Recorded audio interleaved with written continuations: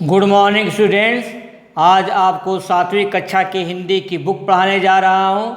पाठ 4 लालच का परिणाम। इसके लेखक हैं लियो टॉल्स्टॉय। लियो टॉल्स्टॉय द्वारा लिखित लालच का परिणाम पाठ 4। अब दीना काफ़ी खुश था, लेकिन उसे एक बात की तकलीफ थी कि पड़ोसियों के मवेशी उसके खेतों में घुस जाते और फसल चर लेते थे। काफ़ी दिन तक दीना इन बातों को सहन करता रहा। दीना इन बातों को सहन करता रहा। पड़ोसियों को भी समझाता रहा, लेकिन एक दिन तंग आकर उसने अदालत में अर्जी दे दी। दीना ने अदालत में अर्जी दे दी। कई किसानों पर जुर्माना हो गया। अब तो पड़ोसी भी उससे ईर्ष्या करने लगे। उन्हीं दिनों सतलुज के पार एक नई बस्ती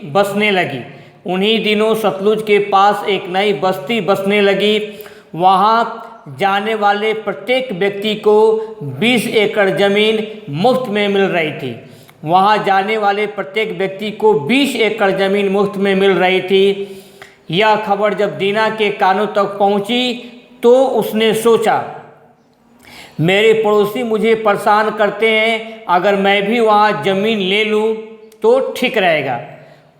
उसने एक परदेसी किसान से उस ज़मीन के बारे में पता लगाया। दीना ने एक परदेसी किसान से उस ज़मीन के बारे में पता लगाया तो पता चला कि ज़मीन बहुत उपजाऊ है। अब दीना ने मन ही मन वहाँ जाने का फैसला कर लिया। वह अपने परिवार को लेकर सतलुज पार चला गया। वहाँ के गांव की पंचायत में शामिल होने के लिए उसने अर्जी दे दी। उसे ज़मीन मिल गई, अपने लिए भी और बाल बच्चों के इस्तेमाल के लिए भी। दीना अब पहले से बहुत अधिक खुश था, क्योंकि अब उसके पास ज़मीन थी, घर था, ढेर सारे मवेशी थे तथा उन्हें चराने के लिए खुला मैदान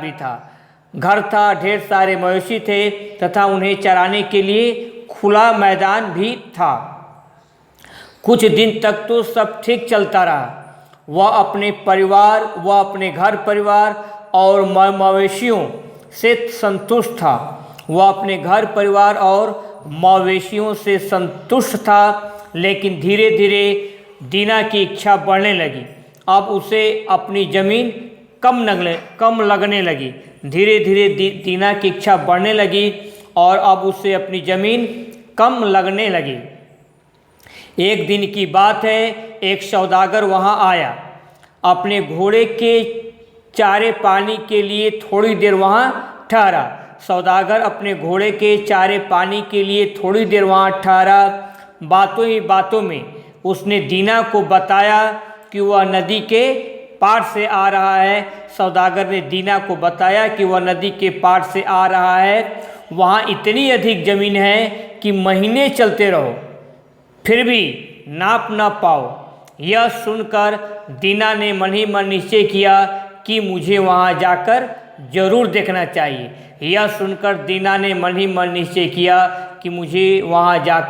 जरूर देखना चाहिए। यह पाठ 4 लालच का परिणाम आज यहाँ तक पढ़ाया गया है।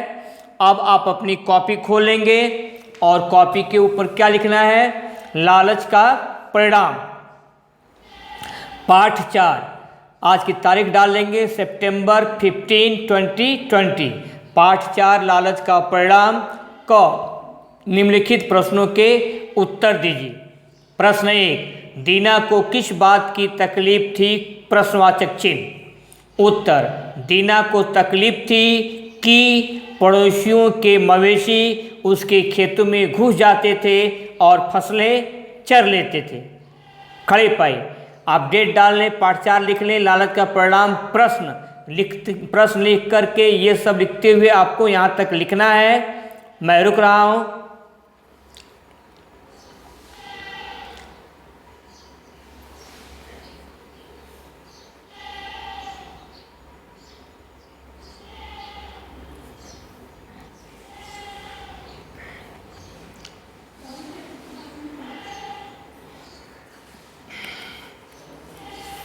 नेक्स्ट, अपने परिवार को लेकर दीना कहाँ चला गया? उत्तर, अपने परिवार को लेकर दीना सतलुज पार चला गया। अपने परिवार को लेकर दीना सतलुज पार चला गया। अपने परिवार को लेकर दीना कहाँ चला गया? अब यहाँ से यहाँ तक आप लिख लें, मैं रुक रहा हूँ।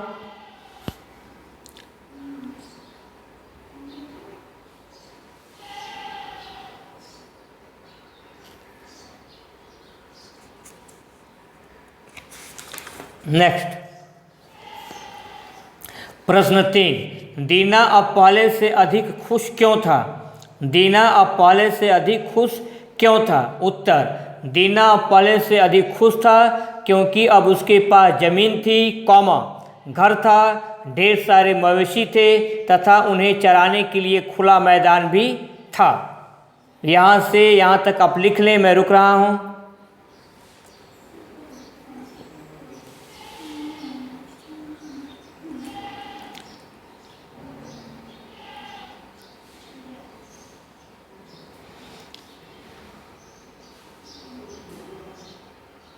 नेक्स्ट, प्रश्न 4, सौदागर ने दीना को क्या बताया? प्रश्नवाचक चिन्ह। उत्तर, सौदागर ने दीना को बताया कि वह नदी के पार से आ रहा है, कौमा, वहाँ इतना अधिक ज़मीन है कि महीनों चलते रहो फिर भी नाप न पाओ। यहाँ से यहाँ तक आपको लिखना है, मैं रुक रहा हूँ।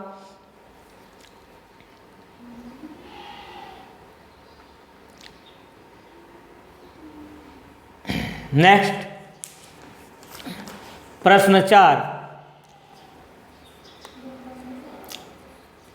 दीना सतलुज के पार जाने का फैसला क्यों किया? प्रश्न 5 है, दीना सतलुज के पार जाने का फैसला क्यों किया? प्रश्नवाचक चिन्ह। उत्तर, सतलुज के पार एक नई बस्ती बसने लगी थी। वहां जाने वाले प्रत्येक व्यक्ति को 20 एकड़ ज़मीन मुफ्त में मिल रही थी। वहाँ की ज़मीन बहुत उपजाऊ थी, इसलिए दीना सतलुज के पार जाने का फैसला किया। आप यहाँ से यहाँ तक लिख लें, मैं रुका हुआ हूँ।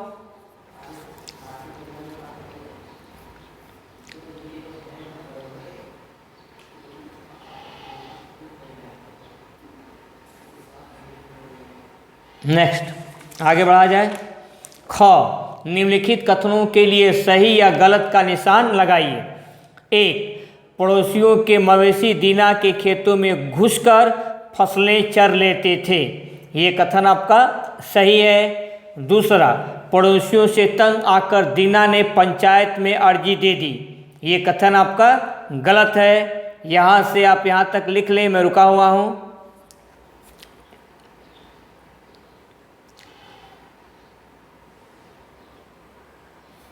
नेक्स्ट, तीसरा, सतलुज के पार नई बस्ती में जाने वाले प्रत्येक व्यक्ति को 50 एकड़ ज़मीन मुफ्त में मिल रही थी। यह कथन आपका गलत है। यहाँ से यहाँ तक आपको लिखना है। 4, एक परदेसी किसान ने बताया कि सतलुज के पार की ज़मीन बहुत उपजाऊ है।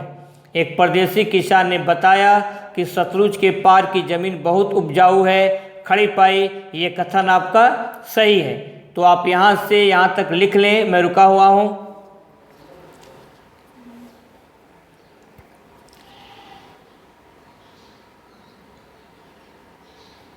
नेक्स्ट, 5वां, धीरे धीरे दीना की इच्छा बढ़ने लगी और अब उसे अपनी ज़मीन कम लगने लगी। धीरे धीरे दीना की इच्छा बढ़ने लगी और अब उसे अपनी ज़मीन कब लगने लगी। ये कथन आपका सही है।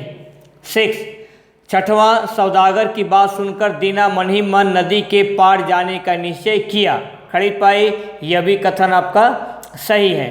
7वां, दीना को सतलुज के पार ज़मीन मिल गई, अपने लिए भी और बाल बच्चों के इस्तेमाल के लिए भी। दीना को सतलुज के पार ज़मीन मिल गई, अपने लिए भी और बाल बच्चों के इस्तेमाल के लिए भी। यह भी कथन आपका सही है। तो आप यहाँ से यहाँ तक लिख लें, पूरा लिख लें, मैं रुका हुआ हूँ। अब आपको अपना होमवर्क समझना है। आपका होमवर्क क्या है? जितना प्रश्न उत्तर और सही और गलत आज करवाया हूँ, सभी को आपको अपनी कॉपी में दोबारा लिखना है, रीराइट करना है प्रश्न के उत्तर को समझना है, गलत सही पर गलत सही को भी आपको समझना है, प्रश्न के उत्तर को आपको लर्न करना है, अच्छी तरह से याद करना है, हिंदी के मात्राओं पर ध्यान देना है। आज के लिए बस इतना ही, बाकी आपका नेक्स्ट टर्न पर अपने समय का सही प्रयोग करें, खुश रहें और माता पिता की आज्ञा का पालन करें। That's all.